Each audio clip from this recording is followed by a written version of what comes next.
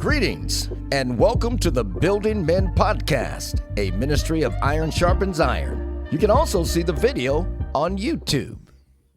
And this is Brian Doyle, and we're back building men, because when you build godly men, everybody wins. And join us today, once again, is Thomas and Rex, who are adamant and clear on their calling to build men. We also have Pastor Dennis from Oasis Church in Connecticut. You know, Connecticut is where the Iron Sharpens Iron ministry started about 25 years ago. It's tough turf, and I appreciate the fact that you're laboring there in Cheshire, Connecticut. So thank you, Dennis, for your ministry. Thank you. So tell us a little bit. You brought some men to the Iron Sharpens Iron Conference, which is designed as an entry point for a local church. We offer it that way. We're not trying to get men to come to a conference. We're trying to encourage churches to bring men to a conference. If it works for them, if it's good timing, if it's something that fits into their ministry to men and through men. So I'm glad it worked for you this year. Give us a little reflection about how the men responded, and then maybe we can take it from there. Well, first of all, I was quite surprised at the interest in signing up for it. We had 18 or 20 guys sign up and actually show up to go. Signing up is one thing; showing up and going, I find, can be two very different things. And I felt it to be, when the day was done, I felt it to be a very solid springboard, launching a men's ministry or a men's focused, or a church focus on men and their ministry. It was, a lot of the guys came away from that going, now what? Yeah, now good. What do we do? Because they were inspired by seeing, hundreds and hundreds of men worshiping and engaging in the same problems that they have, and finding out they're not unique. And they don't necessarily need to be alone. Wow, look at all these guys. And these guys aren't afraid of the cultural norm of men, being self-reliant and staunch, and you keep your emotions on the inside. And it was, the eggshell was cracked, and I think we're ready to start making some omelets. So that's awesome. So, hey, you being a pastor and everything, what kind of frustrations do you run into? I mean, you probably only have one or two, so.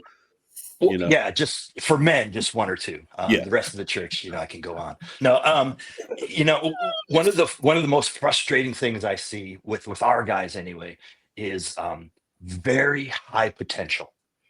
Like, I look around and go, oh my goodness, like you could be doing this, and you could be doing that, and you could be leading this, but yet there still seems to be that low engagement where you have to invite men. They just will not come to you and say, I have this burden to do X, Y, and Z. And so we have this high potential that we try to tap, but yet we still fight against the low engagement. And it's not that our men are lazy.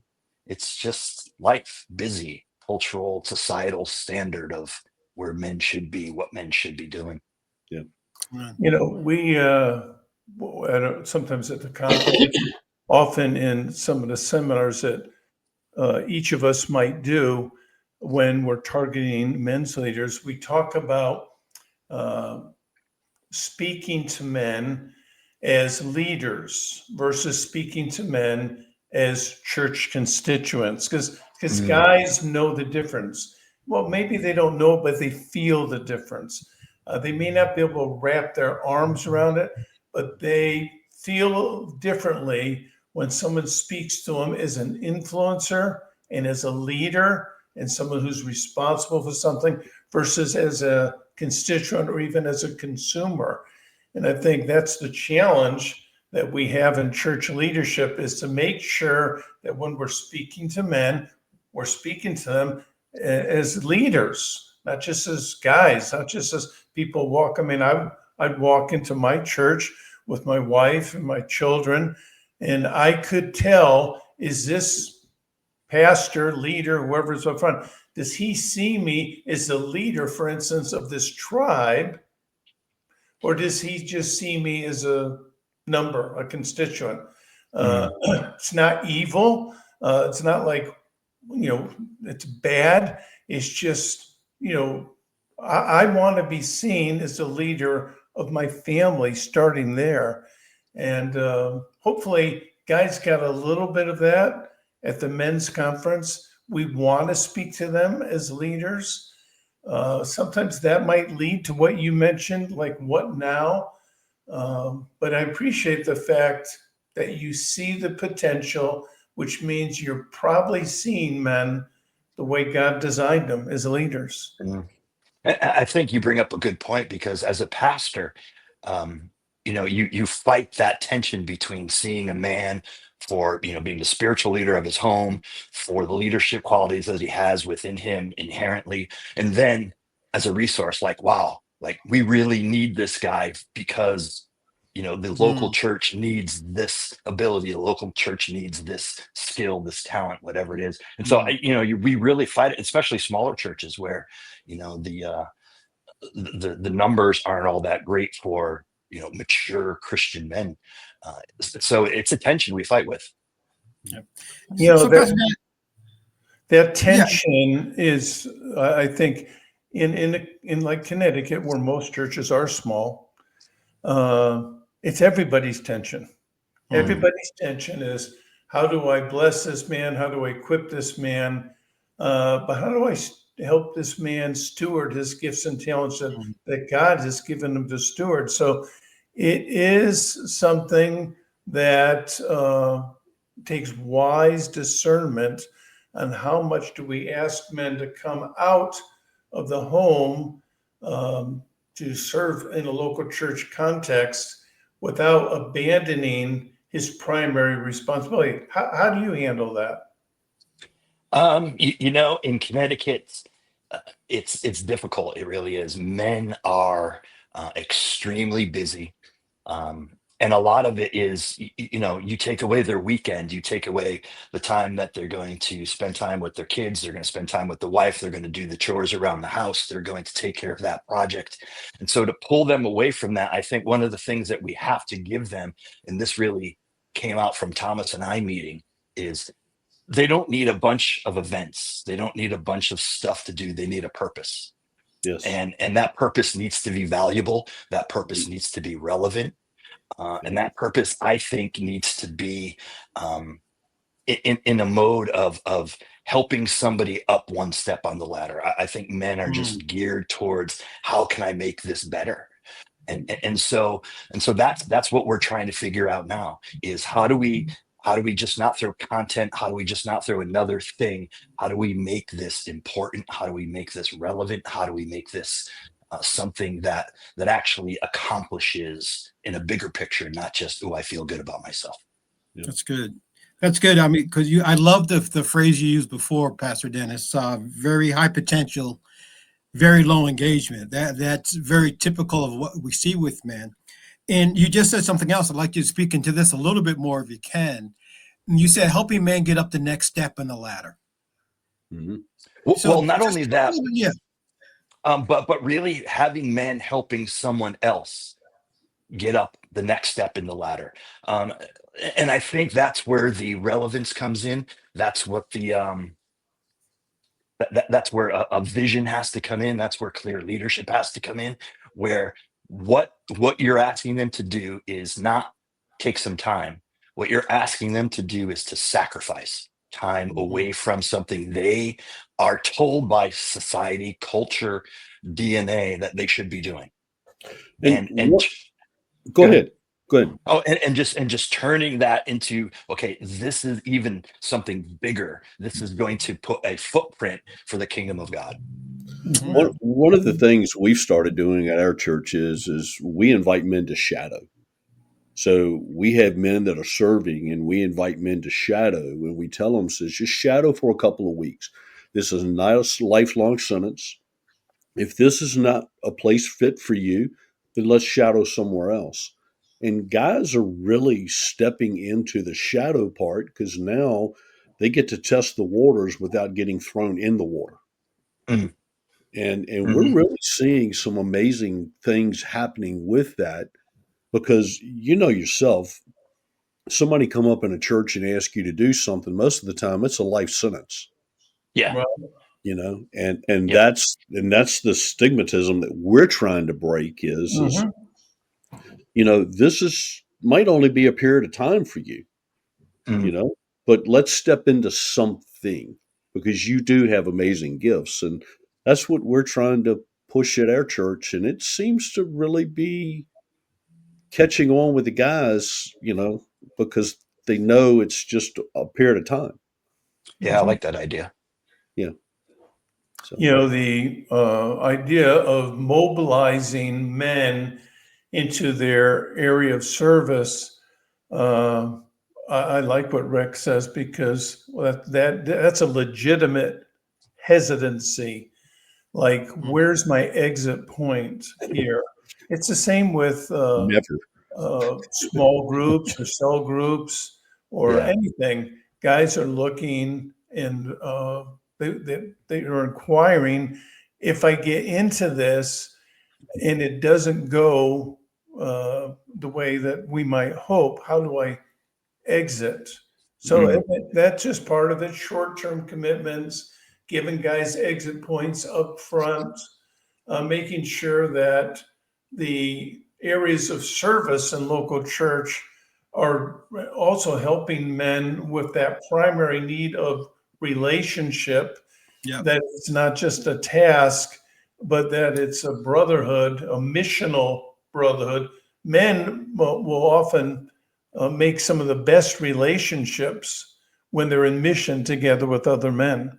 True. And part of the fun that I have and that Rex and Thomas and I have is that we're in mission together. So it's not just fellowship and it's not just task, it's missional relationships. And so men want that. They're just wired for it. I mean, this is part of discipleship and disciples making disciples. And so I do think that back to Thomas's point of the ladder, helping a guy do what he thinks, what he's not sure he can do, which is help another man. Mhm. Uh, Hmm. Giving them the confidence, give him the model, give him the relationship that he can help another man follow Jesus. He simply needs to be available. And it's also Yes. that's a great, Pastor Dennis, that's a great, and I love to hear you speaking to this again also. That's a great way to build culture too. You're building a great culture by having men help other men step up the ladder instead of taking that all on yourself. It's, one of the frustrations I have in men's ministry is one size doesn't fit all. Mhm. I haven't found the box of men's ministry yet that just goes, ta-da, you're done, and just implement this. And so, yeah, it could be, trying to build these relationships. And I'm sorry, Yeah. Thomas, your question again was? Yeah, I think just you're building culture. Just speaking of the Really? fact that Yes. you're building by having other men help other men step up the ladder. Yes. Yeah. I'm Jesus changed the world with 12 guys.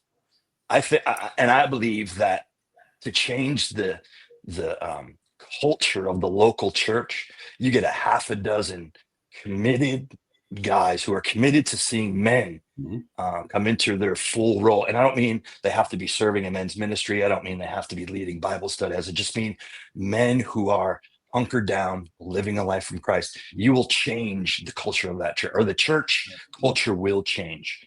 Yeah. It just can't not change with One with Cannot. men who are on fire for the Lord. Yeah. One of the biggest things that I've really been seeing here lately, and it's going to really be my focus of the seminars next year, is we've got to get guys in circles before we can build men's ministries. Mm. And we so often forget about what Jesus did. You said Jesus picked 12, but he had three. Yeah. He built a Yep. circle, and if we can teach guys how to get into circles and then build men from circles, Mm. there's something that happens when guys are in circles, and we laugh. I carry that in my pocket, and I've got guys that are in my circle, and Mm. every guy carries one of those. And when we can get guys, like you said, in circles, helping a guy up the ladder, amazing things happen, you know. And Does. the other thing I've learned is I laughed when you said 6 guys that are really hunkered down. Is the biggest thing I've learned in men's ministry is if you can catch 6 guys on fire, other guys will come and watch him burn. That's right. Yeah. You know, I Yeah. mean, they'll come and they'll want to see what's happening in that Mhm. guy's. They'll Yeah. want I to. They'll mean, want to know more. You know. my Yeah, local that's good. church in Connecticut, for part of what we did, we would have some guys meet at their Iron Sharpens Iron office at 6 a.m., guys from my local church. And we went through Robert Lewis material.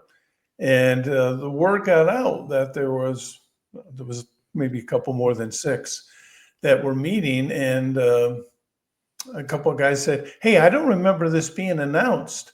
And I said, we didn't really announce it. We just went with some guys who are already doing some relational ministry or leading a small group, and we selected them and asked them to be part of it. He goes, "Well, how do I get involved in that?" And so we went through this idea of selection, that there was some selection going on, which not all pastors are comfortable with. They're thinking of James and favoritism, but Jesus selected, right? And Right. the God the Father selected. Selection isn't something we need to shy away from. Yes, favoritism, we avoid that. Right. But selection, and I think in many cases in church ministry, men will select themselves out. Right. I mean, it's part of the whole Blackaby thing, find out where God's working or with whom God's working and join him. Join them. And so I use, for my own personal ministry, I look for guys who are fat, right? We've talked about this: fat, faithful, available, and teachable. Teachable.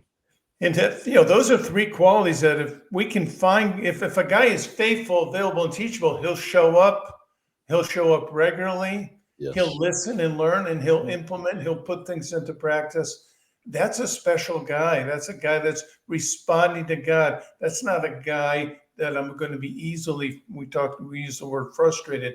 I'm probably not going to be frustrated with him because he's responding to God. He's showing up, he's responding, he's hearing, moving forward. So, I think, not all guys, you mentioned not one box, one of the boxes we want to give our attention to, at least for me in ministry to men, I want to make sure I don't miss the guys who are ready for more. That there's some guys that aren't ready for it, but there are some guys are. So the guys that aren't ready, God bless you. Let me know when you're ready. But for you guys, you're ready. Let's go at it. And those guys, that's the blessing of guys who are faithful, available, and teachable. I think that's a good point too, because discipleship doesn't happen accidentally. It Mhm. happens deliberately with purpose and with vision, and and with, unfortunately, you have to pick and choose in that context. Who is willing? Who is hungry? I have no problem, and I do that quite often, picking and choosing not only just men but people for certain Bible studies that I want to try out. I want to Right. get a plethora of opinions from different mindsets. Right. And yeah, you're absolutely right. Where invest in those guys who are hungry. And I think you said something earlier. Probably the most important word in men's ministry today is the word valuable. So many times I see guys that come in and they don't come back, and I think when men in churches can really learn that word you said to provide value, there's something that happens. Can you kind of elaborate on that word a little bit more? Yeah, again, as a pastor, you fight seeing especially capable men um, being, leaders of their home and a asset to your church, and you don't want to push those things. I take the if a man comes to my church for the first week, he'll get a handshake and a greeting. If they return the second week, they get a hug. And I really don't care if they feel uncomfortable about it. I really don't care. I guess I don't care how they feel about it. They're going to get a hug, and it's going to be a hug, and I'm going to be a man hug. I'm going to pat him on the back and welcome. But I will also do that when I see a man just sitting by himself, like before the service. I'll come up from behind, put my arm around him, and give him a hug and welcome him. it's those little moments that show value. It's those little moments to say, wow, like he recognized me sitting here. And I would love to get other men in that mindset to, and we are a very huggy church. We do a lot of hugs. But I would like to see another man walk up to somebody he didn't know and go, hey, and give a hug, because it wouldn't be out there. It would be like, okay, wow, that's another guy that hugged me. Yeah.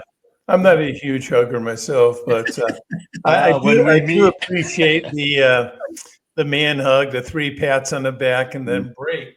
Well, you get the drum roll though. That's a real man. Yeah. You get the 3 pats like this, but the drum roll. I'm thinking of when we relocated as a family. We went to a really solid Bible teaching church, visited there, good church, good resources, and the key person came up later, one of the pastors, and he looked at my family, again, back to how you view the man. He looked at my family and he said, and how old are you? He asked my kids their ages, and we have something. Here's what we have for you. Here's what we have for you. I have 5 kids. Here's what we have for you. Here's what we have for you. He looked at my wife. Here's what we have for you. And then he said to me, here's what we have for you. And I'm looking, and I'm just telling you, as a dad, as a husband, as a man, I did not feel valued at that moment. I felt like I was just one of the team. I didn't feel like the leader of the team at all. In fact, I felt like I was the leader of the team until that guy opened his mouth. And then all of a sudden, I no longer felt like the leader. Now, this was a wonderful guy, a pastoral guy who wanted to help everybody, but he didn't value me. He didn't see me as God saw me.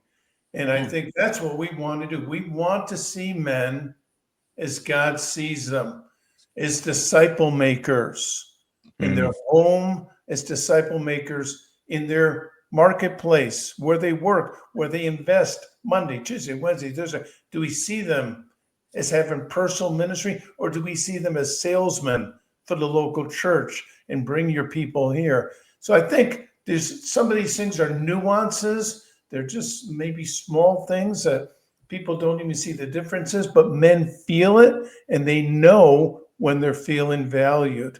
I want us to value men and see them. One of the guys who speaks at our conferences periodically, Kenny Luck, wrote a book called Sleeping Giant. I get the impression you see men sometimes in your local church as a sleeping giant. What would happen if the men of Oasis Church fully woke up and became engaged, fully devoted followers of Jesus? Wow. And Pastor Dennis, we appreciate so much you coming, kind of giving us a pastor's perspective and sharing with us what you got from the conference. But also, you have a podcast. I do. We have a podcast. Yes. Tell us a little bit about what's going on with that. It's called Faith on Tap. And we go out to local breweries, actually, and we go with our little incognito microphones and recording device, and we just engage people who are sitting having a beer at a brewery, and we ask them questions about basically about life. We don't get Christian, we don't get political. We ask, what would you like to change about yourself? It just numerous questions. And then we take those answers and we bring them back into the studio where we kind of unpack them from a Christian perspective. And we have run the gamut from finding Christians who are thinking about deep issues to a whole generation that is a little bit surface and shallow. And everything from in between. So it's Faith on Tap. You find it on wherever you find your podcasts. Very good. Faith on Tap. Well, great to be with you. Thanks so much for joining us. Thanks for your labor in Connecticut at Oasis Church. We're so grateful for the awakening that I sense is going on. So nice that you have Thomas right there in your backyard. He's a valuable asset. Yes, he is. To be in a disciple-making church among men. So let me pray. Lord, I pray. Thank you for Pastor Dennis. Thanks that we can be together in this privilege of discipling men who will disciple men who will disciple men. Would you give us fortitude to stay the course and to see men as you see them, to speak to men as you might speak to them, to treat men, equip men for the valuable role they have in leading and influencing their family, their church, and their community. So we bless you now in Jesus' name. Amen. Amen. Hey, thanks for good to meet you. Good to see you. Good to meet you guys. Thank you. Thank you so much. God bless.